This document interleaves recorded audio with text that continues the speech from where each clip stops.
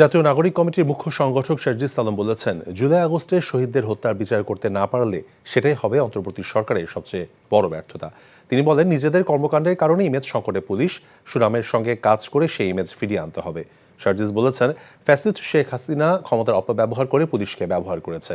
সকালে খুলনা শিল্পকলা একাডেমিতে জুলাই শহীদ স্মৃতি ফাউন্ডেশনের পক্ষ থেকে বৈষম্য বিরোধী আন্দোলনে খুলনা বিভাগে নিহতদের আর্থিক সহায়তা প্রদান অনুষ্ঠানে তিনি এসব কথা বলেন। এ সময় ৫৮ পরিবারকে ৫ লাখ টাকা করে সহায়তা দেওয়া হয়। অনুষ্ঠানে জেলা প্রশাসনের ঊর্ধ্বতন কর্মকর্তারা উপস্থিত ছিলেন।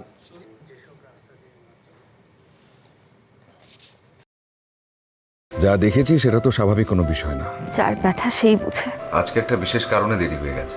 বিশেষ কেউ নয় তো যার জন্য দেরি হলো। সেই মানুষটা সবসময় আমাকে বলতো সে আমাকে তার নিজের থেকেও বেশি ভালোবাসে। ভুলতে বলছি না আমি। তবে কি বলছেন? কি দেখে যে লোকটাকে ভালোবেসেছিলি? আমার মেয়েটার বিয়েটা এতদিনে হয়ে যেত। এমনটা হবে কে জানতো?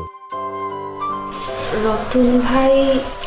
আরে আমার ফুফাতো ভাই। ও হ্যাঁ, কি হয়েছে?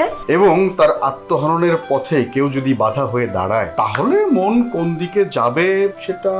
তোর বোনের বিয়ে, দায়িত্ব তো সব তোরই। অনেক সময় গাছের ডাল কাটলে গাছ প্রবলতরতে যে বেড়ে ওঠে, প্রেমও সেরকম। আঘাত লাভ করলে দ্বিগুণ শক্তিমান হয়ে ওঠে।